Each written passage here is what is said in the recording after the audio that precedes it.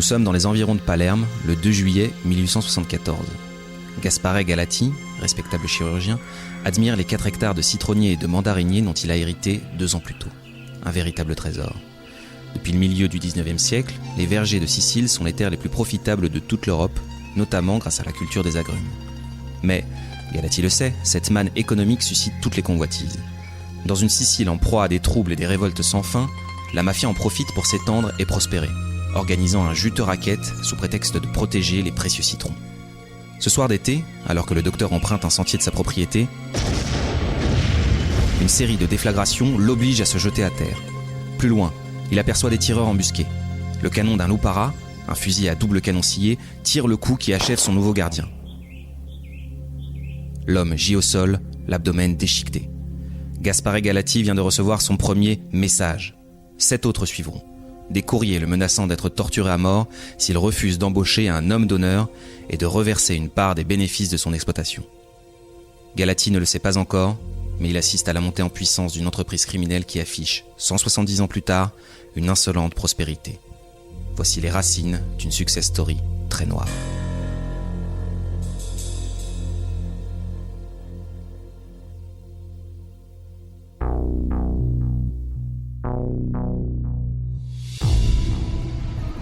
Scène de crime, saison 2. Ça m'intéresse histoire retrace l'épopée sanglante des pires sociétés du crime. Des ruelles de Palerme au bas-fond de Shanghai, elles ne reculent devant rien pour imposer leurs lois.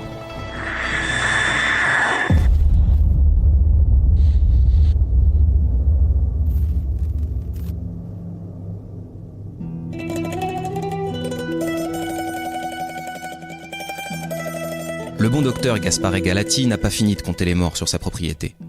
À l'origine de son malheur, un certain Antonino Giamona, chef d'une cosca, un clan criminel. Officiellement, cette cosca a pour façade une confrérie religieuse. Plusieurs autres crimes sont commis sur la propriété de Galati. Mais évidemment, personne n'accepte de témoigner. Le malheureux propriétaire comprend qu'il ne sera jamais protégé.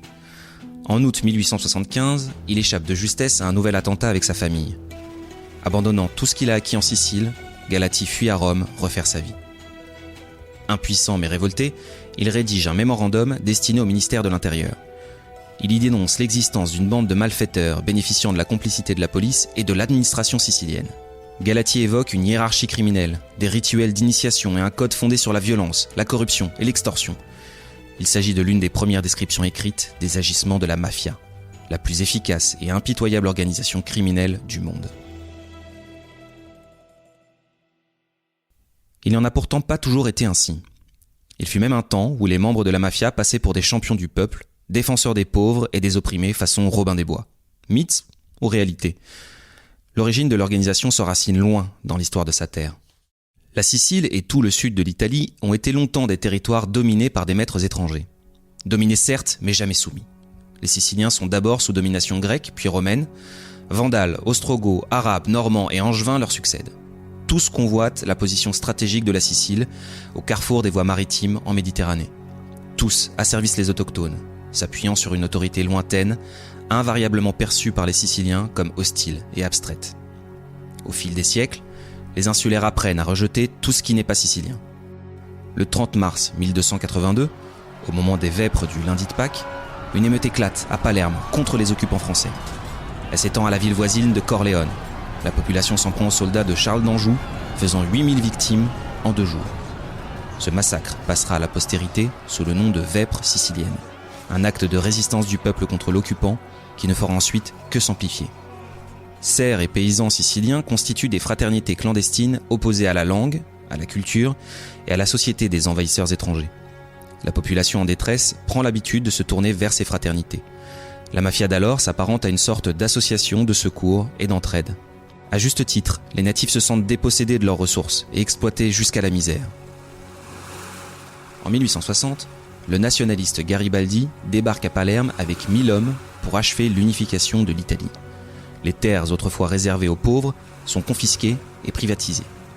Le royaume d'Italie veut imposer le service militaire, déclenchant une révolte qui ne sera brisée qu'en 1865 au prix de 2500 tués chez les rebelles. La mafia intervient en recrutant comme soldati les insoumis réfugiés dans le maquis.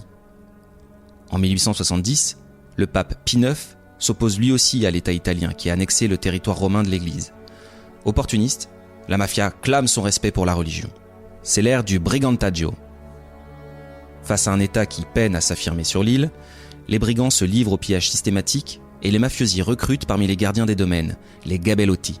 Les grands propriétaires terriens, les latifondisti, ne peuvent plus qu'accepter de coopérer avec la mafia. Une économie parallèle se met en place. Même les honnêtes gens finissent par avoir recours à leurs services pour assurer leur sécurité, d'abord volontairement, puis de force. Le racket devient une pratique incontournable. La mafia devient un État dans l'État, qui va patiemment infiltrer la fonction publique, échelon par échelon. Le 9 juin 1875, le correspondant du Times à Rome décrit parfaitement cette société du crime. La mafia est une secte intouchable dont l'organisation est aussi parfaite que celle des jésuites ou des francs-maçons, et dont les secrets sont encore plus impénétrables. Au début du XXe siècle, la légende noire de la mafia s'écrit sous le nom de Cosa Nostra, notre chose en italien. Une organisation tentaculaire et hyper hiérarchisée. Son premier parrain historique s'appelle Don Vito Cacciofero. Cacciofero grandit à Bisacchino, dans la province de Palerme. C'est le fils d'un garde armé de la mafia au service du baron Inglese. Ce dernier s'est illégalement approprié des terres de l'État. Cacciofero n'est jamais allé à l'école, mais il est doué pour apprendre.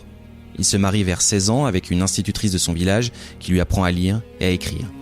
À 18 ans, il prête serment à la mafia. Il devient gabellotto, collecteur de revenus, pour le baron Inglese.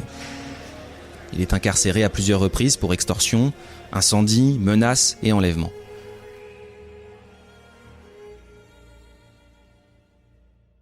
En 1900, il émigre aux USA et fait ses armes dans plusieurs bandes mafieuses, à New York, à la Nouvelle-Orléans et dans le New Jersey. 4 ans plus tard, il est poursuivi par la police new-yorkaise pour avoir participé à un meurtre dont la victime a été retrouvée dans un tonneau, les membres démantibulés. Une méthode de stockage macabre couramment utilisée par la mafia américaine. Cacciofero revient en 1904 en Sicile, mais pas pour s'y cacher. Il prend du galon. Il devient l'homme de main d'un politique local. Une flottille de bateaux spécialisés dans le transport de bétail volé lui permet de faire fortune. Cacciofero est devenu un don, un parrain. Il évolue dans la haute société mafieuse, pavoise au théâtre et flambe au casino. Cacciofero se révèle aussi être un bon chef d'entreprise. Il fixe les codes de ce qu'il appelle Cosa Nostra, une entreprise bien rodée qui renforce ses liens avec son extension américaine et rationalise les pratiques de racket. Au lieu d'extorquer de grosses sommes aux commerçants et propriétaires terriens au risque de les mettre en faillite, il fait prélever de petites rentes. Il recommande à ses lieutenants: ne ruinez pas les gens avec des demandes d'argent absurdes. Aidez-les à faire prospérer leur affaire. Et non seulement ils seront heureux de payer, mais en plus, ils vous baiseront la main de gratitude. Ce système lui permet de s'enrichir pour mieux corrompre les juges de Sicile et entretenir son image de parrain tout-puissant. Luigi Barzini, journaliste italien, le décrit au début des années 1920. Don Vito inspire la peur par l'usage de son ascendant naturel. Ses manières sont princières, son attitude humble mais majestueuse. Il est aimé de tous. Très généreux de nature, il n'a jamais refusé une demande d'aide et a distribué des millions en prêts, cadeaux et actes de philanthropie. Quand il accomplit un voyage, chaque mère l'attend à l'entrée du village, embrasse sa main et lui rend hommage. Sous son règne, la paix et l'ordre sont observés. La paix de la mafia, bien sûr, qui n'est pas celle que la loi d'Italie aurait imposée. Mais les gens ne s'embarrassent pas de considérations aussi subtiles.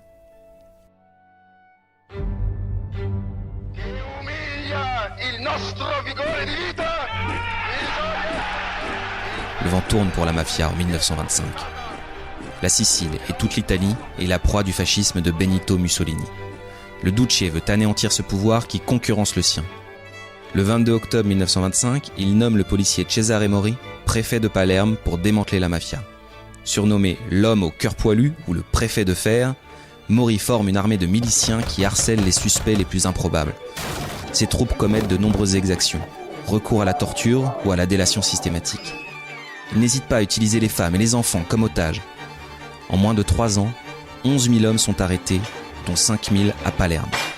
Don Cacciofero est jeté en prison, où il mourra de soif et de faim. C'est la fin d'un parrain, mais pas d'un système. Don Cacciofero a posé les bases d'une entreprise criminelle. Depuis plus de 170 ans, la pieuvre ne cesse d'évoluer avec son temps. Cosa Nostra compterait aujourd'hui plus de 60 000 membres répartis dans 180 familles. Mais quel est le secret de sa longévité ? C'est sa rapidité à acclimater des valeurs anciennes aux exigences du présent, affirmait Feu le juge Falcone.